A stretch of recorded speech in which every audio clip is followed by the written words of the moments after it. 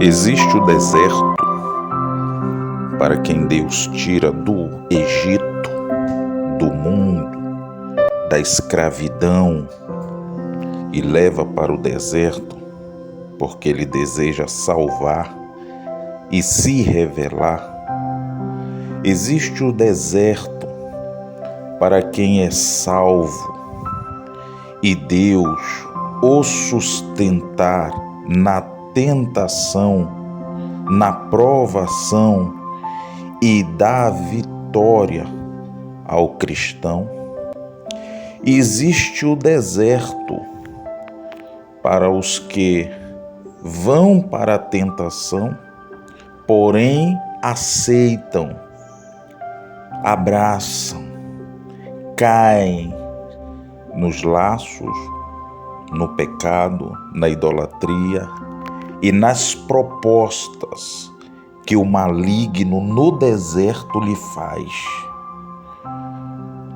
para transformar a pedra em pão, para se lançar naquilo que vai trazer a morte espiritual a mando do tentador e principalmente o se prostrar negando a salvação divina por meio de nosso Senhor, o Deus eterno, na pessoa bendita do Cordeiro de Deus que tira o pecado do mundo, se prostrando às iguarias, às propostas do inferno, a fim de ganhar a sua vida aqui com as famas, dinheiro, nome, posições e toda a glória desse mundo, desse reino que tem um tempo para ser destruído. Pois está escrito que passarão os céus e a terra, mas a sua palavra não há de passar. Então o deserto salva, o deserto prepara e capacita e faz do salvo um vitorioso no Senhor, rejeitando as propostas do mal, ou o deserto prostra aqueles que são profanos, idólatras e rejeitam tão grande salvação dada por Deus, por causa muitas vezes da demora, segundo o seu pensamento. Pois o deserto é o caminho, o direcionamento onde todos os que são chamados e escolhidos por Deus passam para alcançarem o monte de Deus, santificando suas próprias vidas para o Senhor, para que Ele possa assim, no monte de Deus, se revelar àqueles que caminharam pelo deserto e passaram pelo caminho da vida eterna no meio do mar vermelho.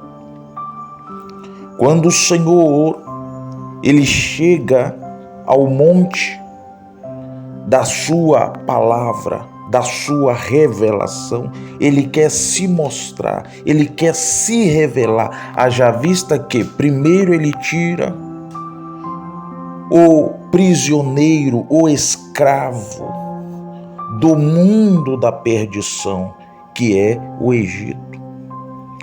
Desse mundo da perdição que é o Egito, o Senhor prepara um caminho, apesar das lutas, das dificuldades na caminhada, na peregrinação e a perseguição de Faraó e o seu exército, para não perder esse escravo do pecado, esse escravo e servo no Egito. Então, o inimigo, ele lança a sua perseguição.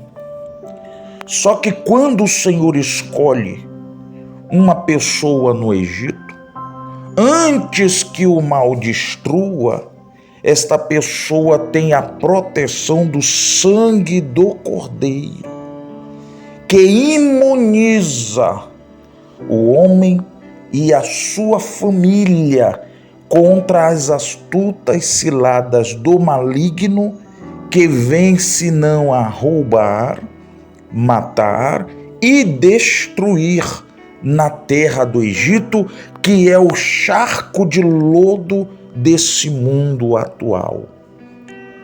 O mundo é o Egito.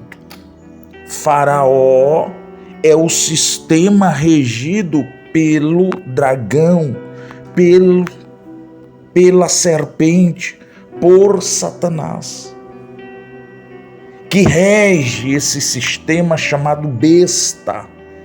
O mundo é a grande besta, e todas as suas atrações e diversões, principalmente em seus aparelhos eletrônicos, que são os maiores eventos de diversão, distração e de atenção que a humanidade aceitou em si mesmo, fazendo pouco caso daquilo que verdadeiramente importa para a sua alma, para a sua vida e para o seu espírito, que dentro de si mesmo morre, agonizando e desejando se alimentar do pão vivo que desceu do céu, que é a palavra de Deus.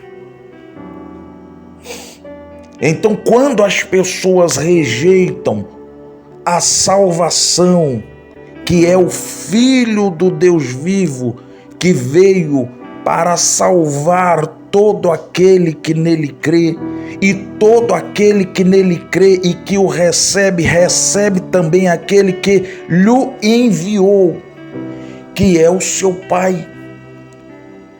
Então o Pai reconcilia o perdido e o mais vil pecador através do sangue do Cordeiro, que limpa, que branqueia e que alveja as vestes do pecador, outrora suja, outrora lameada, outrora fétida pelo odor do pecado, entranhado pela prática diária das suas ignorâncias quanto à palavra de Deus.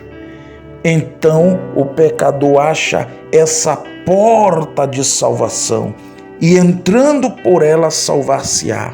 Entrará, ceará, sairá e achará pastagem. E essa pastagem, que aqueles que entram pela porta da salvação, que é Cristo, que é Yeshua HaMashiach, o Filho do único e verdadeiro Deus, então acha pastagem, e essa pastagem alimentar para aqueles que entraram pela porta como perdidos e agora saem como salvos, que entraram sedentos e famintos da palavra de Deus, mortos espiritualmente em seus pecados, agora saem vivo.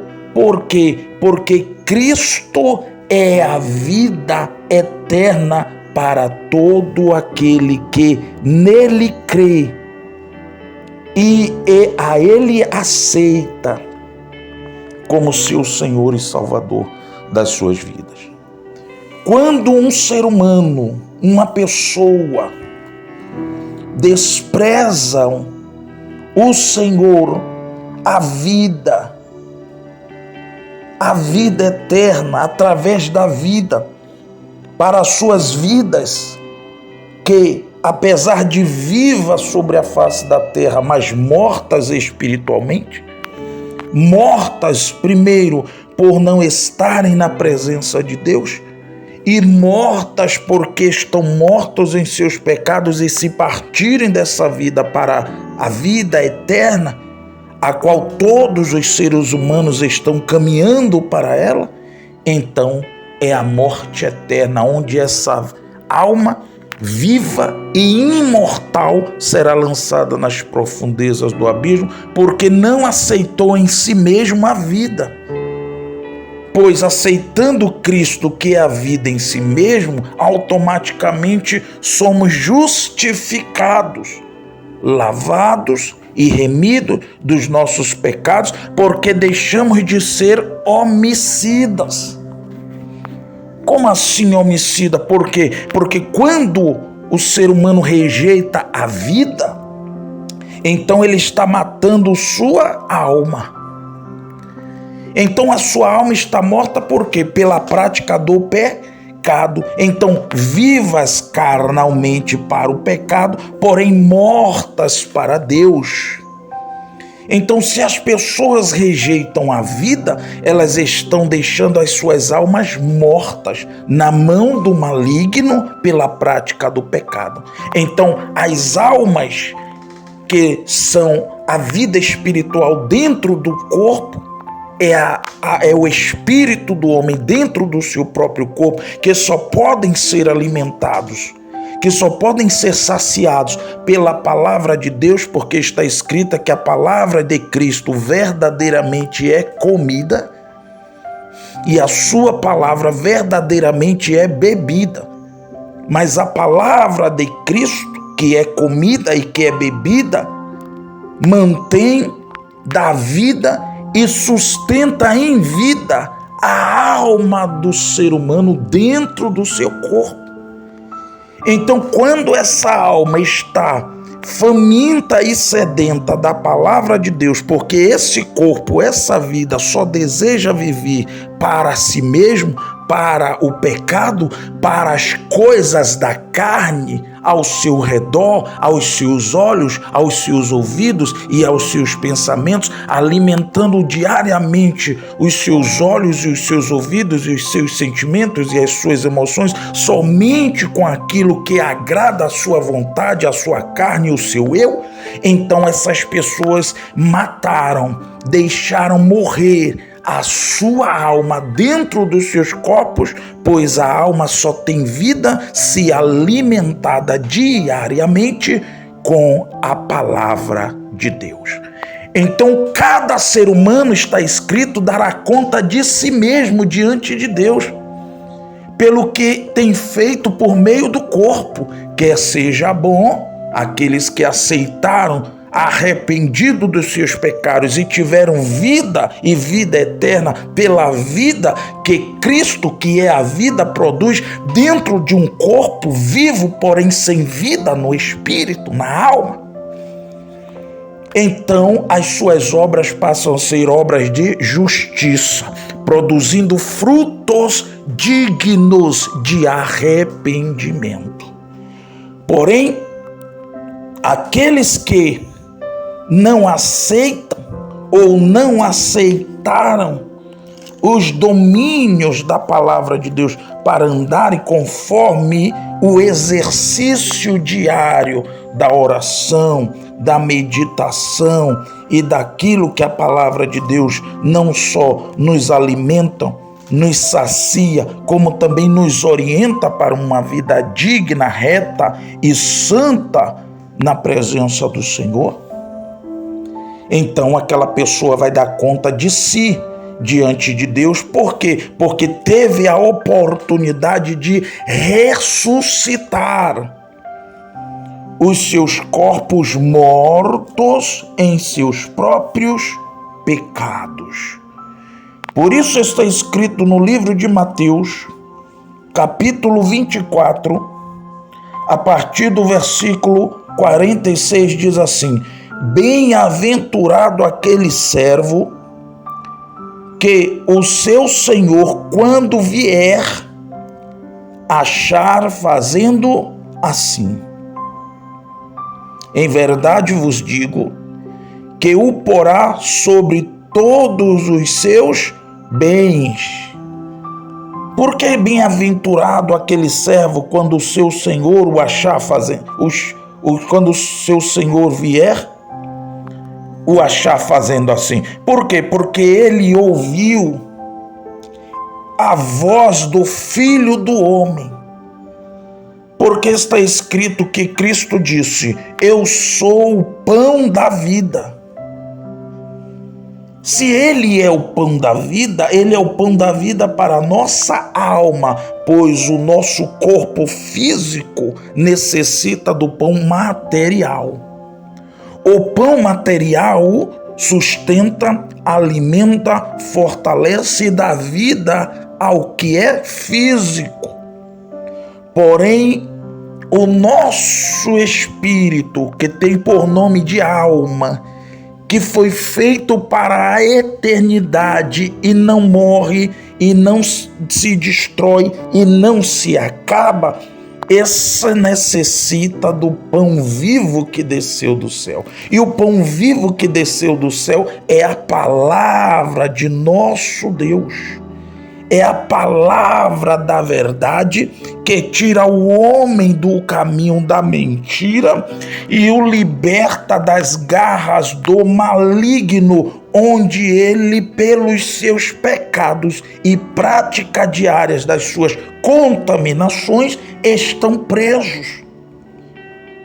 Então o homem passou a ser escravo das suas vontades, dos seus desejos, daquilo que os seus olhos olham, contempla, daquilo que os seus ouvidos ouvem e gosta e aceita em si mesmo, mesmo que seja fora dos padrões estabelecidos por Deus de acordo à sua palavra. Por isso está escrito: bem-aventurado aquele servo que o seu senhor, quando vier da onde? Vier do céu, vier da onde? Do reino dos céus, arrebatar o seu povo ou buscar a alma daquela pessoa, pois o tempo daquela pessoa chegou e aquela pessoa precisa deixar a face da terra como ser humano e voltar ao reino do Espírito como alma. Por isso está escrito: vigiai, pois, porque não sabeis a hora que há de vir o vosso Senhor. Livro de Mateus 24, 42. Porém, no versículo 46 de Mateus 24 está escrito: bem-aventurado aquele servo que o seu senhor, quando vier, achar fazendo assim, orando, vigiando, se santificando, praticando a verdade, pensando na verdade, falando a verdade, vivendo a verdade e não se contaminando com a mentira desse sistema mundano que mais atrai, seduz o homem para o pecado, para a transgressão e desobediência da palavra de Deus. Porém, está escrito também: mas se aquele mau servo disser no seu coração: o meu Senhor, o meu Salvador, aquele que colocou em mim o fôlego da vida sobre a face da terra, tarde virá. Em outras palavras, eu não preciso me preocupar com isso agora. Eu preciso viver, eu preciso me divertir, eu preciso me distrair, eu preciso conhecer outros lugares, outros países, outras cidades, eu preciso dar ao meu corpo aquilo que ele pede, aos meus sentimentos, às minhas emoções. Eu preciso conhecer pessoas, eu preciso viver um pouco sobre a face da terra, o mundo natural. Então, infelizmente, aquela pessoa será pega de surpresa. Porque está escrito no verso 50, virá o Senhor daquele servo num dia em que o não espera e a hora em que ele não sabe, e separá-lo-á e destinará a sua parte com os hipócritas. E ali haverá pranto e ranger de dentes. Por que ele será separado?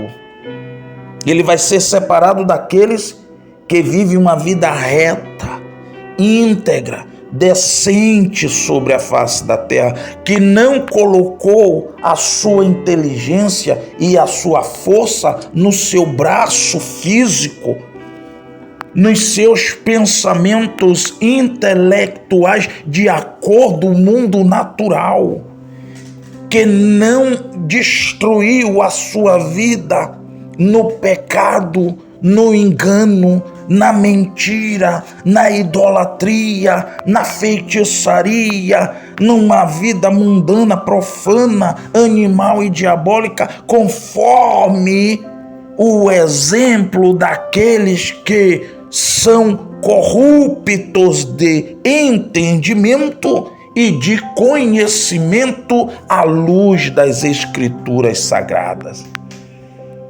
E acham que o dia do acerto de contas, o dia da vinda do Senhor de todos, que é Cristo, porque está escrito que quando o Senhor ressuscitou dentre os mortos, ele abriu a sua santa e perfeita boca e disse: é-me dado todo o poder nos céus e na terra.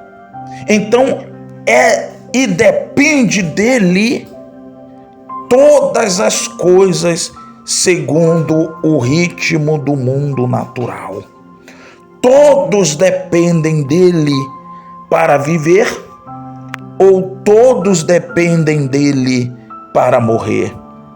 Porque tudo provém do tempo e da hora estabelecida por Deus, quer para os salvos, quer para os perdidos, quer para os santos, quer para os profanos. Por isso está escrito: vigiai, pois, Mateus 25, versículo 13, porque não sabeis o dia nem a hora em que há de vir o Filho do Homem. Vigiai, pois, porque não sabeis o dia nem a hora em que o Filho do Homem há de vir. Há de vir como buscar as almas, buscar os que são viventes sobre a face da terra, quer seja vivos para a vida ou vivos para a morte. Porque está escrito: graças te dou, ó Deus, Criador dos céus e da terra, porque por meio de nós manifestamos em todo o lugar o cheiro do seu conhecimento. Segundo aos Coríntios, capítulo 2 e versículo 14. E graças a Deus, que sempre nos faz triunfar em Cristo e por meio de nós manifesta em todo o lugar o cheiro, a fragrância do seu conhecimento. Porque para Deus somos o bom cheiro de Cristo nos que se perdem e nos que se salvam. porque para Deus somos o bom perfume, o bom cheiro, o bom aroma de Cristo nos que se salvam e nos que se perdem. Para estes, certamente cheiro de morte para a morte. Quer dizer, para os que se perdem, cheiro de morte para a morte. Quer dizer, estão vivos, mesmo estão mortos, mesmo estando vivos sobre a face da terra, porque a pior morte é o homem sobre a face da terra e a mulher viverem sem a presença da vida. Cristo é a vida que deu a sua vida na cruz do Calvário para resgatar as vidas que estão sem vida. Porque as vidas pensam que têm vida porque vivem a vida sobre a face da terra, porém estão mortas mesmo vivas. Porque não estão vivas para Deus, estão vivas para o pecado e para si mesmo, então estão aprisionadas nas garras do diabo pelo engano da falsa vida que não existe dentro da sua vida. Então está escrito: somos o bom cheiro, o bom perfume de Cristo nos que se salvam, os que aceitaram a vida em Cristo e Yeshua HaMashiach, e nos que se perdem, os que estão perdidos, que rejeitaram, que blasfemaram, que duvidaram, que não acreditaram na palavra de Deus.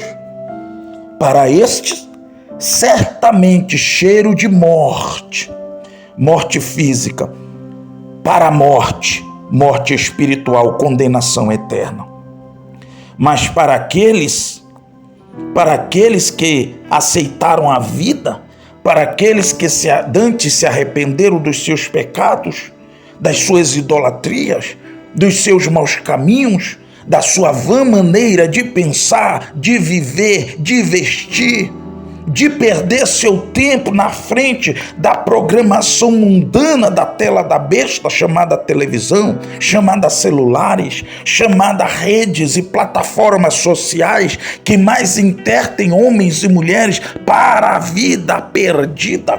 Por isso, da morte para morte. Por isso, da morte física para a morte espiritual. Além de já estarem mortos, ainda que vivos sobre a face da terra, pela ausência e pela falta da presença divina, que é a vida eterna para todos aqueles que aceitam, que adquirem pela fé em nosso Senhor Yeshua HaMashiach, o Cristo, Filho de Deus.